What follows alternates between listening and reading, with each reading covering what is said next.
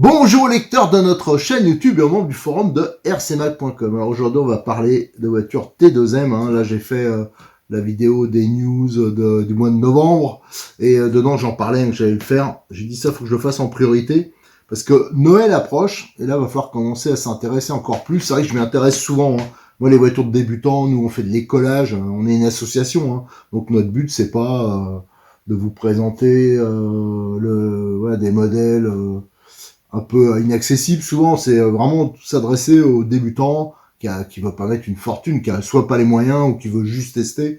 Donc souvent c'est pour ça qu'on fait beaucoup de choses qui sont quand même à moins de 400 euros. J'essaye de pas trop dépasser. Alors des fois, c'est sûr que dans certaines marques ou certaines catégories comme le TT1 8e, on y arrive vite, on dépasse facilement. Mais pour le reste, j'essaye de rester. Voilà. Moi, ce que j'aime bien, par exemple, c'est les voitures à moins de 250. Voilà, ça c'est un peu mon créneau. Et surtout de partir de voiture. Voilà, ce qui me plaît, moi, perso, pourtant j'ai fait, quand j'ai débuté, moi, la première voiture RC que j'ai eue, je me rappelle, je m'étais inscrit le samedi au RC 94, c'est mes parents, j'étais ado, et la première fois que j'ai fait rouler la voiture, je peux vous assurer, je faisais du bateau avant. Alors la radio je connaissais, mais ça n'a rien à voir avec une voiture, je faisais des compétitions de bateau. Et ils m'ont acheté la voiture à BRC, à Paris, pour ceux qui connaissent. C'était une Bullitt, donc une voiture vraiment pas de compétition. Et le dimanche, on est parti, je me rappellerai toujours, c'est la première course que j'ai fait, c'était à Royer-Malmaison. Il y avait un centre aéré, là, une piste en herbe avec une pente, tout ça. Et la Bullitt avait des pneus en mousse, ça avait été un carnage. Et je vous assure, c'est la première fois que moi j'ai roulé qu'en compétition. Le loisir, en fin de compte, le loisir, j'ai découvert, surtout avec, ça s'est plus accentué avec l'histoire du Covid. Où là, il y avait plus de compète et le dégoût un peu de la compétition. Enfin, voilà, j'ai plus trop l'intérêt pour ça, même pour le suivre, même quand je courais ou que j'organisais. Et maintenant, j'avoue que ça m'intéresse plus trop. Et de toute façon, pour qu'il y ait des gens qui fassent de la compétition, il faut déjà qu'ils soient passés par le loisir. Voilà. Donc, mais c'est pour dire que moi, j'ai fait que de la compète, des courses dans plein de catégories, en piste, un huitième, en piste, un dixième. J'ai fait de la grosse échelle, j'ai fait du tout-terrain, des machins. Et j'ai jamais pris le temps de m'amuser, à vrai dire, d'aller sur une piste, de rouler avec des copains. Et en fin de compte, je m'aperçois que c'est ce que je préfère, c'est quand on roule à plusieurs, qu'il n'y a pas d'esprit de compétition, ou alors on se tient une petite arsouille. Par contre, ce que j'ai gardé de ces années de compétition, c'est mon plaisir de rouler dans un club, de rouler sur un circuit.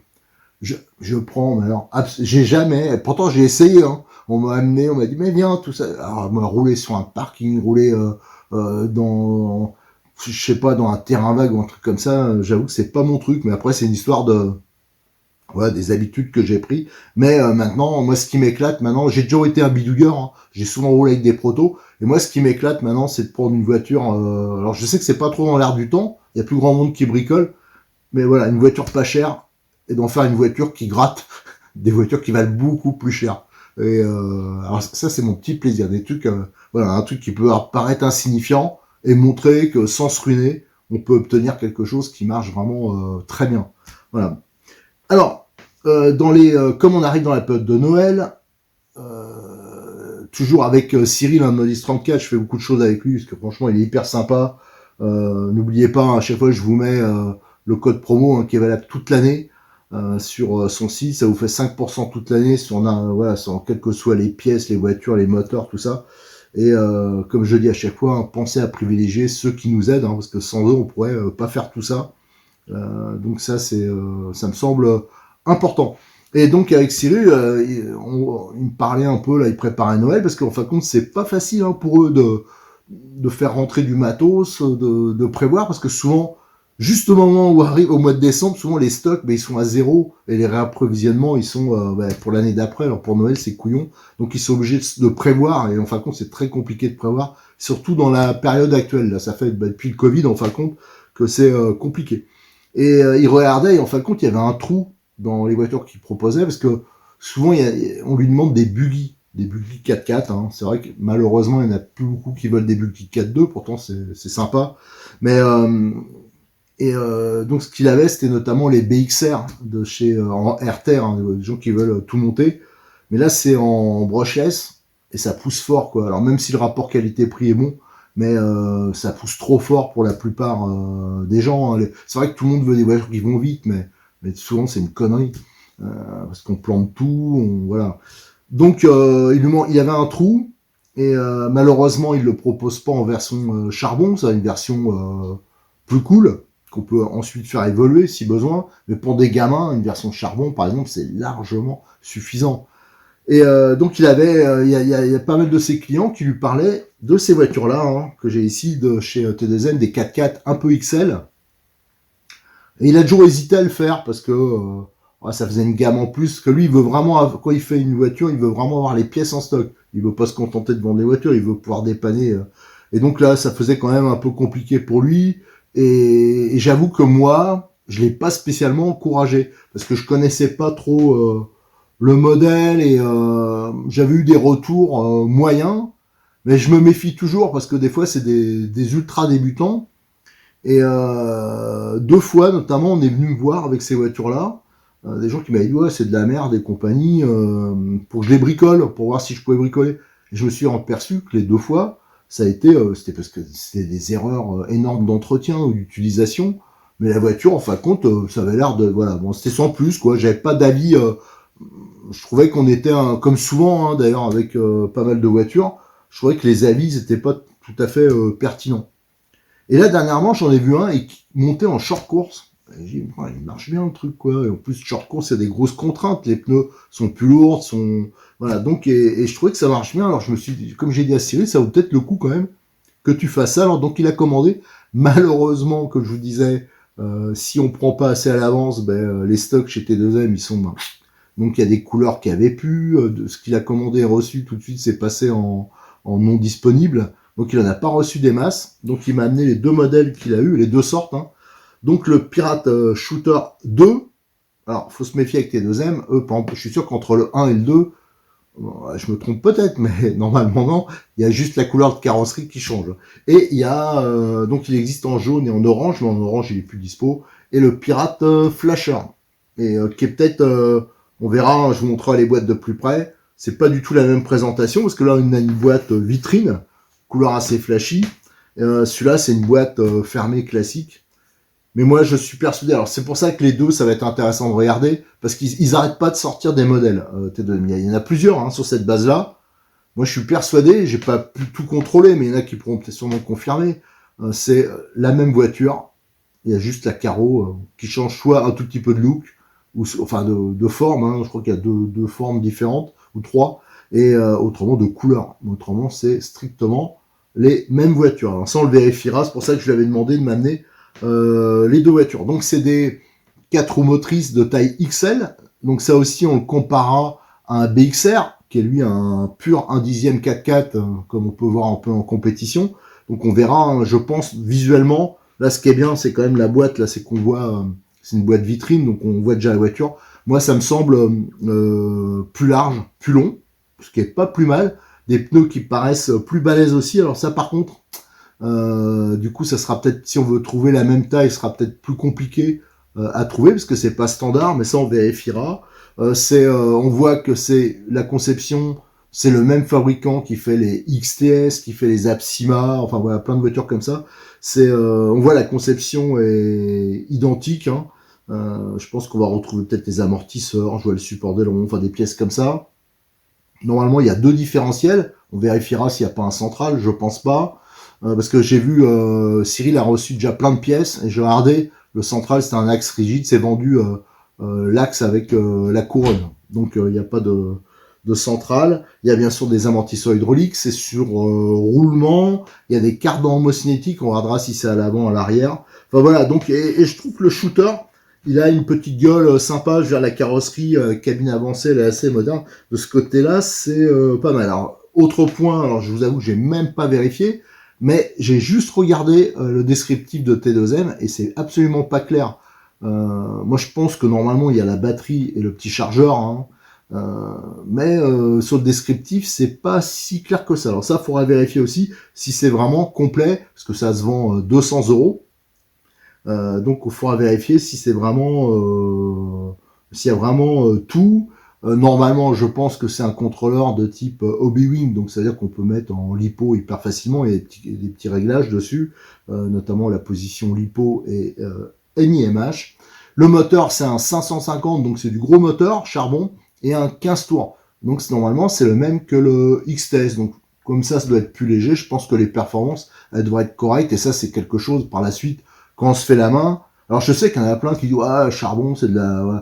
Mais non, on peut pas comparer des voitures qui valent 350, 400 euros à des voitures qui valent 200 euros. Et pour un débutant, je pense que une version, moi j'ai des voitures, pourtant je vous dis, j'ai fait longtemps de la compète, on est habitué à des voitures puissantes. Alors dès qu'on a un truc, là à la limite on pourrait se plaindre quoi, mais moi on a des voitures de démo qui sont charbon. Moi je prends plaisir à les conduire. Hein. C'est toujours une histoire d'utilisation. Et après, bien sûr, on peut, une fois qu'on s'est fait la main, qu'on maîtrise la voiture, après, on peut le faire évoluer. Et surtout, ça, c'est des voitures qui existent en brushless d'origine. Moi, je voulais, c'est pas que j'ai des conseils, mais c'est un peu comme le XT. J'ai un peu changé d'avis là-dessus.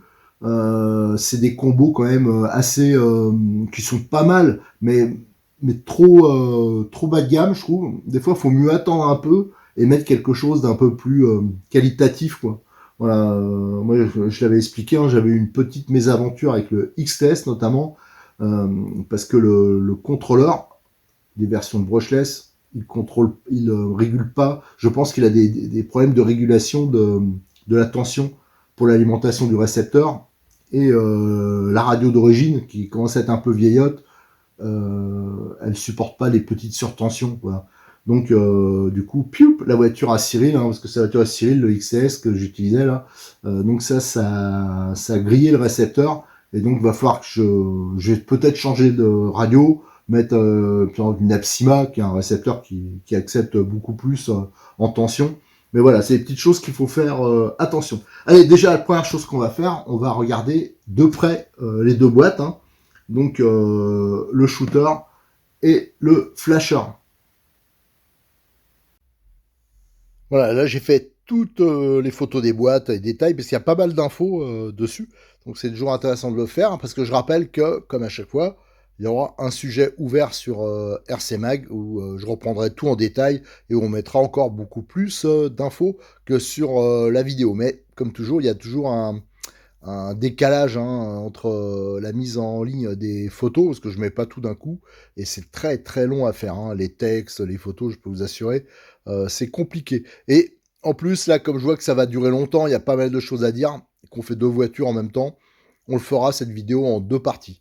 Là, je viens de me rendre compte que ça fera beaucoup trop long si je veux vraiment rentrer dans les détails.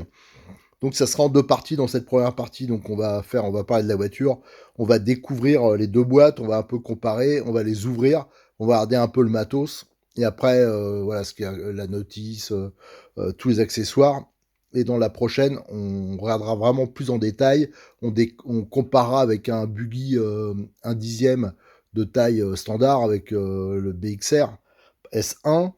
Donc on verra que là c'est quand même plus petit le BXR S1 que celui-là qui est en taille XL. On regardera ce qui est compatible ou pas, les petites améliorations qu'on peut faire. Enfin voilà, il y a pas mal de choses à voir sur cette voiture.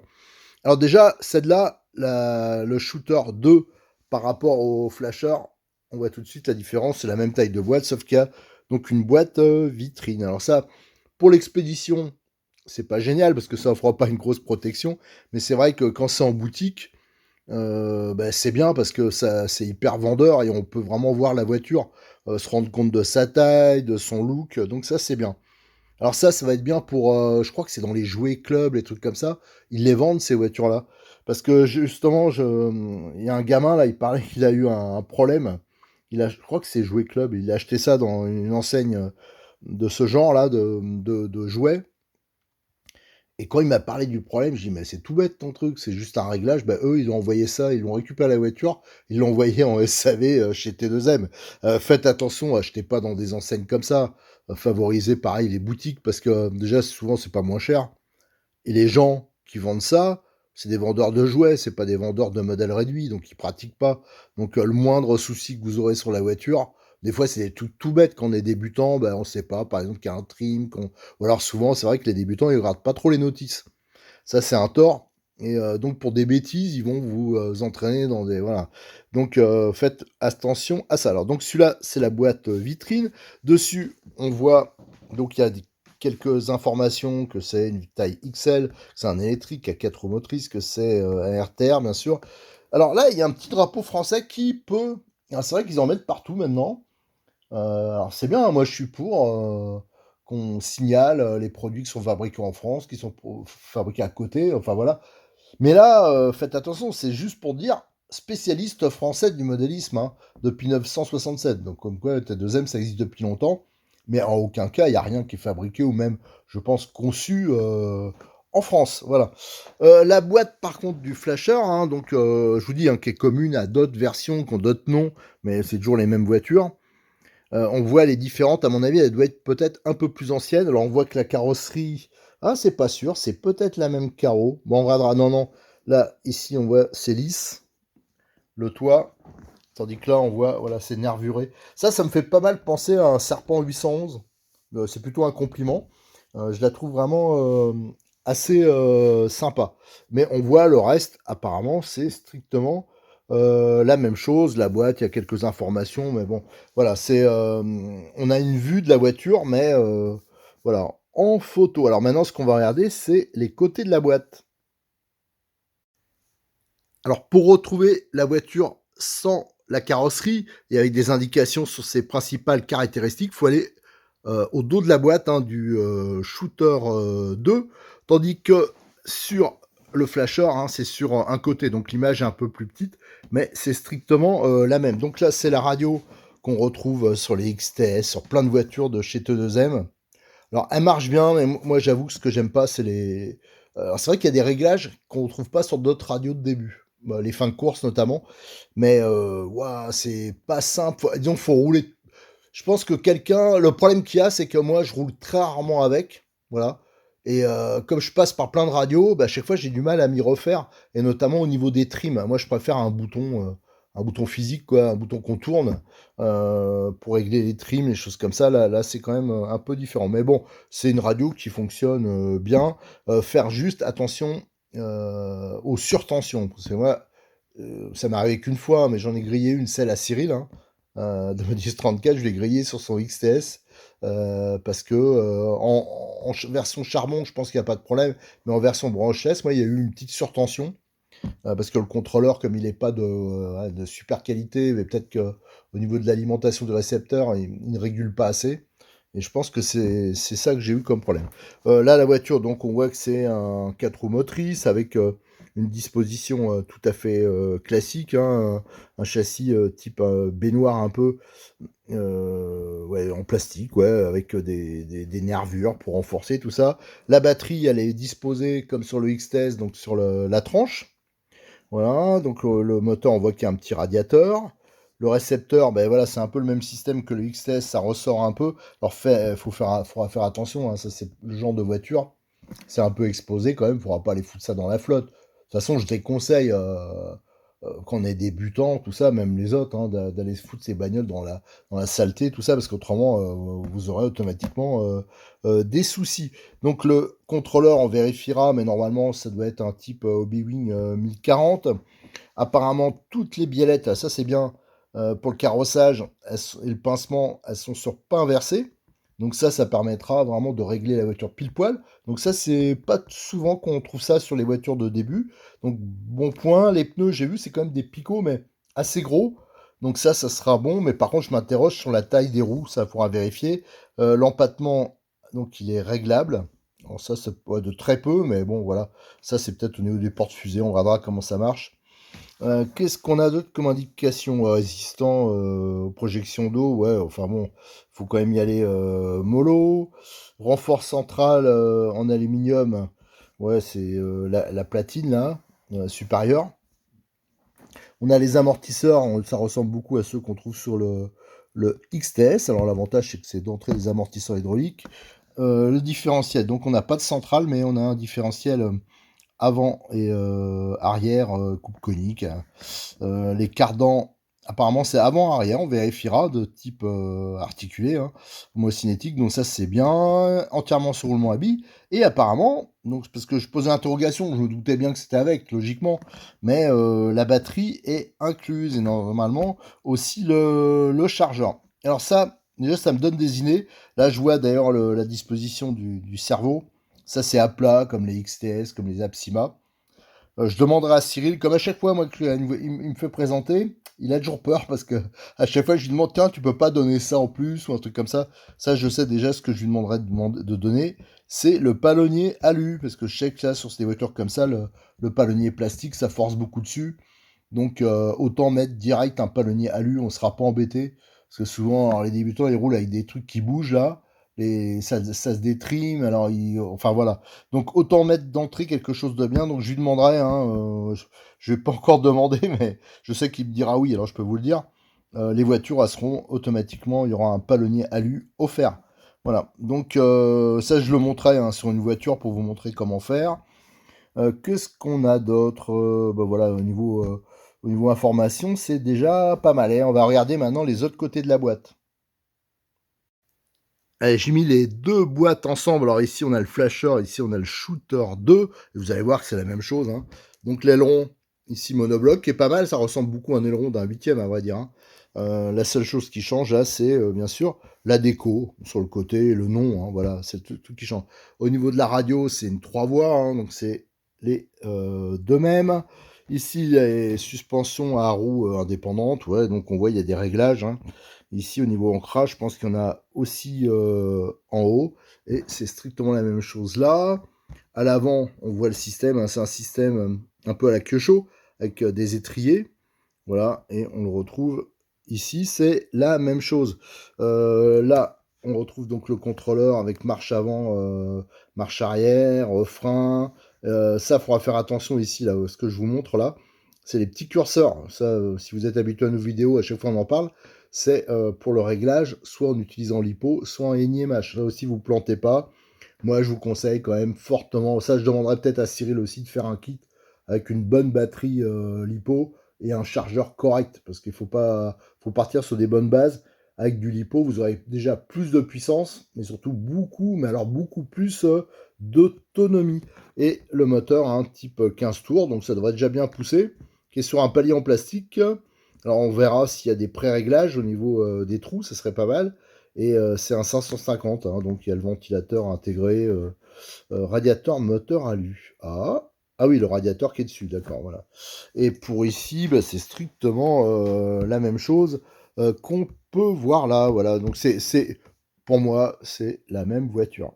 Il y a juste la carrosserie qui change. Et j'avoue que le Shooter 2, quand même, il doit être plus récent parce qu'il a plus de gueule. Voilà. Alors maintenant, ce qu'on va faire, je vais déballer. Je vais sortir les deux voitures. Et comme ça, on pourra encore plus comparer. Je vais faire les photos. Et on va surtout regarder les documents qui accompagnent nos voitures. Voilà, j'ai déballé la première et ça n'a pas été sans mal parce que avec le Shooter 2, la boîte vitrine, en fin de compte, ça accrochait ici.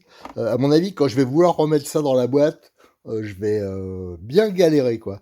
Alors, la voiture, hein, tout de suite, on voit qu'elle est balèze. Ah, les pneus sont pas mal parce que ça, je pense, ça va donner une bonne accroche et ça va être quand même relativement résistant. Donc ça, c'est plutôt bien. La radio, elle est fixée sur le côté. Là, on a les documents, on les regardera après.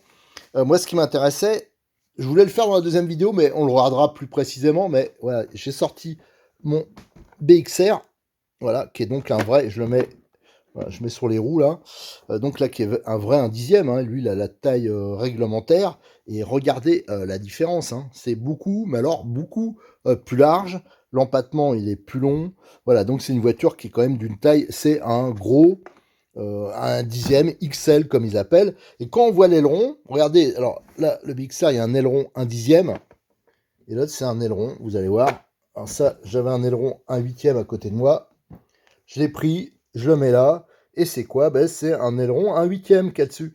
Donc vous voyez, c'est presque, je vais pas dire que c'est un 1/8, hein, c'est pas ça, mais c'est allez, c'est à cheval, c'est un neuvième. Voilà. Donc c'est pas mal parce que ça fait une voiture quand même un peu plus grosse au niveau des pièces, au niveau de la tenue de route. Ça va mieux tenir, ça va mieux passer.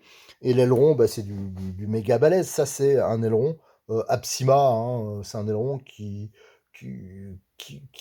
a du succès, hein, qui se vend bien et qui était à un moment très recherché parce qu'il était en plein de couleurs. Je crois que malheureusement maintenant on le trouve plus qu'en noir, mais c'est un aileron que j'aime bien. Moi, je trouve il est quand même solide et il était pas cher. Maintenant c'est un peu différent, mais ça, je trouve que c'est un très bon point qu'ils ont mis ça. D'origine, un aileron type 1/8. Voilà, donc le reste, je regarde vite fait, ouais, elle est pas inversée, voilà, c'est ça, on le voit. Là, pareil, c'est des biellettes, les biellettes qu'on voit au-dessus, là, pour régler. Donc, moi j'aime bien quand il n'y a qu'une biellette comme ça, parce que ça permet d'accéder vite à la mécanique. Quand c'est un triangle supérieur, c'est un peu plus compliqué. Là, c'est quand même plus simple. Ça donne un peu de souplesse généralement. Voilà, il y a même beaucoup de souplesse. Et là, on peut très facilement donc régler le carrossage, le pincement. Donc ça, c'est plutôt un bon point. Là, on retrouve la fixation d'amortisseur. Là, ça ressemble un peu à ce qu'on peut trouver sur un XTS. Alors l'avantage, c'est qu'en même temps, ça protège les bouchons. Voilà, bah là, à première vue, comme ça me plaît pas mal. La carrosserie est tout à fait correcte. Et vous voyez, il y a une nervure sur le toit, hein, un peu comme on retrouve sur les voitures 1/8 de compétition. Souvent, voilà, c'est pas des surfaces lisses. Donc ça permet de renforcer aussi la carrosserie. Alors le support d'aileron, là, est tout à fait classique, là aussi. C'est ce qu'on retrouve sur les Apsima, même les Apsima énormes, hein, les méga monsters 1/8 de la marque, ils ont strictement ce support d'aileron là. Alors donc, s'il résiste, enfin je pense que c'est le même, hein, mais s'il résiste sur des trucs qui pèsent 5-6 kilos, il résistera largement sur cette voiture. Allez, ce que je vais faire maintenant, je vais déballer pour pouvoir comparer hein, ce qu'on voit. Je vais déballer donc, comment il s'appelle l'autre? Ben, je me rappelle le Reaper, le machin, je me rappelle plus de son nom. Ah bah celle-là, elle est bonne. Comment tu t'appelles, toi? Le Flasher. Voilà, c'est le Flasher. Là, on va le déballer et après, on pourra comparer. On regardera dans la boîte ce qu'il y a. Je pense que ça doit être un petit chargeur et on regardera s'il y a notamment la batterie. Voilà, j'ai déballé le Flasher. Alors, c'est un peu plus facile hein, parce que c'est une boîte tout à fait classique. Il y a juste un couvercle et là, on voit l'emballage. Il est lui aussi beaucoup plus classique. Alors là, l'aileron est pas monté, il est à part. Hein, donc, je rappelle, c'est un aileron type 1/8. D'ailleurs, il y a des gros clips d'1/8 sur la voiture, ça c'est bien. Et on voit, elle est emballée, voilà, les roues elles sont prisonnières, voilà, la voiture elle risque rien. Et là-dedans, on a sûrement la radio. Alors, de visu, comme ça, on pourra faire vraiment le comparatif, mais ça me semble beaucoup plus large. Et on voit qu'ici, il y a des trous là, enfin il y a des marquages, c'est parce que ça, cette carrosserie, elle doit monter sur une version thermique. Ça, j'en ai parlé, hein, c'est notamment tout ce qui est à la base, comme le rush. Hein. Ça, j'en ai parlé dans la vidéo, les news du mois de novembre, où je disais que moi, j'étais absolument, autant les versions électriques, ça me semble pas mal, mais je suis absolument pas convaincu par les versions nitro, hein. À tel point que quand je voulais présenter, et c'est rare que je le fasse, hein, faut vraiment que la voiture, moi les bidouilles ça me fait pas peur, mais là ça me paraissait vraiment trop de choses à faire. Et j'avais demandé à Cyril, hein, j'en ai parlé à Cyril qui en avait commandé 4 et qui a préféré carrément les retirer de la vente. Donc là la carrosserie on voit, hein, c'est clairement pour une version, voilà, elle doit être commune à une version nitro qu'ils ont sorti, voilà. Donc ça c'était pour la signification des marquages. Hein. Je vois pas d'autres explications. Alors, oh, ouais, ça m'a. Par contre, celle-là, comme elle est pas fixée, l'autre elle est fixée à son support, je peux vous dire qu'il y a de la garde au sol et la suspension, du moins, elle a l'air pas mal. Hein. Ah ouais, là il y a de la garde au sol. Ah, ça par contre, ça me plaît parce que alors, le nombre de voitures qu'on a, que les suspensions d'origine elles sont pourries, il va falloir tout libérer, il va falloir régler ou alors c'est bridé. Mais là par contre, je sais pas si on se rend compte, mais c'est vraiment pas mal. Alors ce qu'on va faire, parce que là j'ai la notice, tout c'est en dessous, je vais déballer les deux voitures, on va les sortir. Et pour la partie de la voiture, hein, pour regarder en dessous, on va juste regarder s'il y a la batterie, mais normalement elle y est. Mais on va surtout comparer, on va parler de la radio et on va parler de tous les documents qui accompagnent la voiture. Et comme j'étais sur le Flasher, hein, on va continuer avec lui. Alors, je l'ai déballé. Je vous avoue que la carrosserie, quand même, ça me gêne un peu, quoi. La carrosserie, je la trouve pas géniale. On dirait qu'elle n'est pas adaptée. Enfin, elle est assez large, mais voilà, on voit qu'ici, ça... voilà, la carrosserie, ça me plaît pas trop, son look. Et surtout sa forme, quoi. Je la trouve pas... Alors, est-ce que ça accroche? Voilà, ça accroche un peu. Vous voyez, elle fait basse sur les côtés. Bon, voir quoi, hein, les carrosseries. Ça, à la limite, ça peut changer. Surtout ce genre de voiture. Moi, ça me donne une idée. Il y a des rallyes, carrosseries de rallye voie large. Ça pourrait être sympa parce que ça, on peut facilement la transformer en rallye game, en voiture de circuit. On peut faire tout ce qu'on veut avec ça, hein. Je pense on peut même très facilement la transformer en short course. Vu la taille des roues, là, c'est quasiment des roues de short course. Donc là, en mettant des vraies roues de short course, là, on pourrait rouler vraiment une utilisation mixte. Ça me donne plein d'idées, cette voiture. Alors, il y a bien la batterie, hein, donc c'est une batterie de 1800 avec en prise DIN, ça c'est bien. Ça, on le regardera plus tard. Ça, on le regardera pour la prochaine vidéo. Mais je confirme par contre que ça matelasse bien. Donc ça, c'est pas mal. Donc là, on a la notice qu'on va regarder après. Donc qui est en français, en plusieurs langues, hein. Ici, nous avons la notice pour la radio. Alors ça, lisez-la bien parce qu'il y a vraiment pas mal de possibilités de réglage avec cette radio. Donc ça, c'est important. Et surtout, il faut bien comprendre, surtout si on est habitué à des radios classiques, ça veut dire avec un bouton de trim voilà, rotatif, hein, sur des radios qui n'ont pas d'écran, hein, je parle, hein, des radios de début. Là, c'est différent, c'est des petits bips. Enfin, moi, je me mélange toujours. J'avoue que je suis pas un grand fanat, mais j'ai remarqué que ceux qui utilisent que cette radio, bah, ils s'y habituent et ils se débrouillent bien mieux que moi, hein, bien sûr, hein. Donc, la radio, il y a une troisième voie ici. Attention à la trappe, hein, elle n'est pas facile à ouvrir.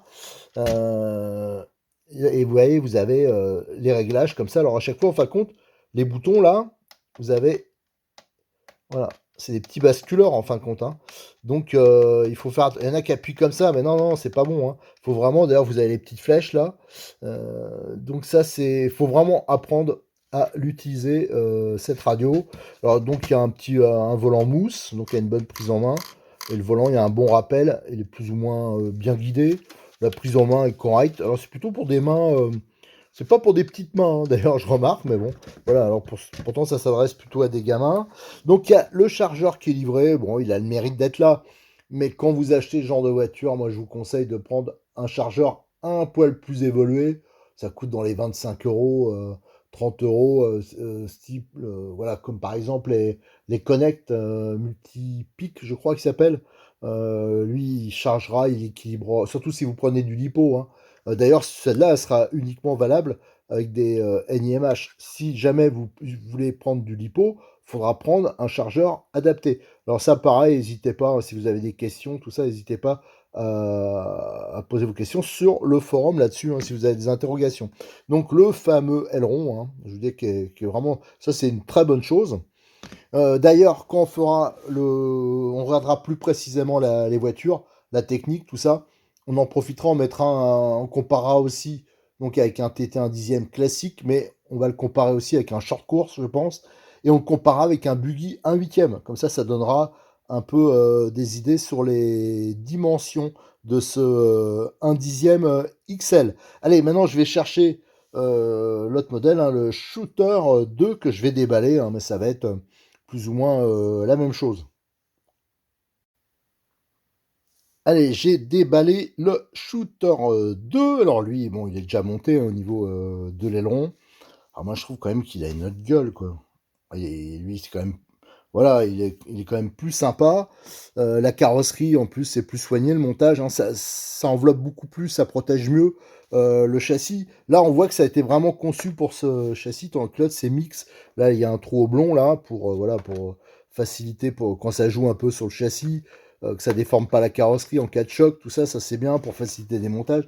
Mais quand vous mettez l'autre au-dessus, regardez la différence de largeur, quoi. L'autre, elle est, si je mets bord à bord, il y a au moins 5 cm plus large. Donc ça, c'est vraiment une carrosserie type Nitro qu'ils ont adapté dessus. Moi, je trouve que... Bon, après, il y en a qui peuvent aimer, hein, parce que la forme est... Ben non, une pelle à tarte, ce truc. Enfin, voilà, donc celle-là, ça me rappelle vraiment un Serpent 811, par exemple. Voilà, c'est un peu le même look de carrosserie. Donc ça, c'est plutôt pas mal. À vrai dire, hein, quand je la vois comme ça, c'est bizarre, c'est con, hein, mais je m'étais jamais intéressé spécialement à cette voiture. Moi, c'est vrai que j'avais jamais eu l'occasion d'en voir. J'en avais bricolé, quoi, mais voilà, sans plus, quoi. Mais là, à voir comme ça, il y a vraiment tout de suite des trucs positifs. C'est le débattement des suspensions, le fait qu'il y ait des pas inversés, un aileron à 1/8, la carrosserie qui est quand même, qui épouse bien le châssis, donc ça devrait être quand même offrir une bonne protection. Alors je sais d'entrée que les amortisseurs, ça risque de fuir, hein, parce que si c'est le même genre que le XTS, mais je suis sûr qu'il y a moyen de mettre par la suite si on veut faire évoluer d'autres choses. Tiens, je vois la petite cale. Allez, on va pas trop regarder, mais à première vue comme ça me déplaît pas. Alors ce que je vous propose de faire, c'est qu'on regarde tout ce qui est documents qui sont livrés avec la voiture. Et après, je lancerai, parce que là, il commence à faire tard. Je fais ça dans mon grenier, on va dire, les vidéos, surtout à cette époque de l'année qui commence à cailler. Et à un moment, c'est des lumières fluo au plafond et ça suffit pas, quoi. Ça fait dégueulasse après les vidéos. Donc je ferai la deuxième partie. Et là, on va pouvoir vraiment rentrer dans les détails. Je vous démontrerai les roues. Voilà, donc je préfère avoir du temps et qu'on prenne notre temps et d'avoir quelque chose d'un peu complet. Allez, maintenant on regarde les documents. Alors les notices, c'est marqué un nom différent, mais ce sera strictement la même chose à l'intérieur. Donc allez, c'est à chaque fois marqué aussi en français. Donc là, on parle de l'outillage. Alors je rappelle, hein, quand vous pouvez acheter des clés spécifiques pour le modèle réduit sur manche pour les vis à 6 pans creux. Ça, c'est important pour éviter de les foirer. Et là, vous avez vraiment toutes les... voilà, et là, il parle notamment des accus lipo. Alors d'origine, c'est pas des lipo, mais voilà, si vous montez des lipo, les tensions maxi, les tensions mini, les consignes pour les conserver, le différents types de batteries, là, vous avez. Ça, c'est commun sûrement à plusieurs voitures, ça c'est bien fait. Vous avez la liste des pièces détachées, qui est importante, hein. Voilà, et vous avez ensuite toutes ces pièces détachées en photo. Voilà, donc ça c'est bien. Tiens, je vous parlais tout à l'heure de la couronne. Vous voyez, la couronne, elle est vendue avec son axe. J'ai vu qu'elle est vendue aussi seule, mais celle que j'ai vue chez Cyril, c'était avec les roulements et l'axe. Voilà, donc il n'y a pas de différentiel central. Alors j'avoue que j'aurais bien aimé. Là, on voit tout ce qui est couple conique. Les différentiels, il y a un joint. Ah bah non, miracle, parce que les XTS, il n'y a pas de joint. Le joint, on peut pas l'avoir. Alors là, on peut pas l'avoir à part. Mais on n'est pas obligé d'acheter un différentiel complet comme le XTS. Là, on peut avoir au moins le corps et le joint. Bon, c'est déjà un petit progrès. Je pense qu'il y a quelques options. Alors, j'ai regardé les options. Autant la voiture, elle est pas chère. Voilà, moi, je trouve qu'elle a un bon rapport qualité-prix. Mais alors, les options, ils sont tapés un délire, hein. Soit ça vient d'augmenter. En plus, elles n'ont pas un grand intérêt, la plupart des options qu'ils offrent. Mais voilà. Le chargeur, ça vraiment le chargeur, dès que vous pouvez. Si vous n'avez pas les moyens, bon, bah, voilà, je comprends. Utilisez ça, mais les premiers frais que vous devez prévoir, c'est d'acheter un chargeur. Pas besoin de mettre un truc qui vaut des fortunes. Mais pareil, un Connect, par exemple, ça, c'est des très bons rapports qualité-prix et ça vous chargera aussi bien des batteries LiPo que NiMH. Donc ça c'est important. Qu'est-ce qu'on a? Voilà, alors, plein de trucs sur les batteries encore. Tout ce qui est... ils parlent de la radio, d'ailleurs il y a une notice à part, mais là ils en parlent aussi. Vous voyez, l'appairage, tous les réglages de fin de course. Donc ça c'est bien. Le contrôleur, voilà, le branchement, les petits réglages qu'on peut faire dessus. Vous avez l'éclaté de la voiture. Alors ça, c'est pratique pour, pareil, commander vos pièces, hein. Vous avez toutes les références, mais aussi pour vous y retrouver si vous démontez la voiture. Voilà, là encore, voilà, ça c'est les paramétrages avec les sons pour le réglage du contrôleur. Voilà, donc on a tout ça, c'est plutôt bien fait. Nickel, impeccable. Là, on a une notice qui correspond pour le contrôleur, mais ça c'est pour plusieurs contrôleurs, voilà, de plusieurs types. Et voilà, il parle bien, ça il faut faire attention, hein, si jamais vous passez en lipo, de bien mettre sur lipo. Voilà, ça il y en a plein qui le font pas. Vous avez problème, fonctionnement, les solutions. Voilà, ça c'est bien. Et on va finir avec un manuel. Vous voyez, c'est quand même relativement complet. Un manuel, ça se répète un peu, je pense, mais la plus précise. Ça, c'est pour la radio. Voilà, alors je regarde appairage, voie direction, papa. Si je me rappelle bien, moi j'ai l'impression qu'avec cette radio, j'ai réussi à régler les fins de course. Alors ça, il faudra tester. Ça veut dire que j'avais réussi à régler séparément la butée droite et la butée gauche. Alors ça, il faudra que je refasse un essai parce que à force, je vois tellement de voitures, je bidouille tellement de trucs qu'à force, je m'y perds. Allez, on va terminer là-dessus. Je vais aller faire les photos, je vais aller faire les scans de tous les documents.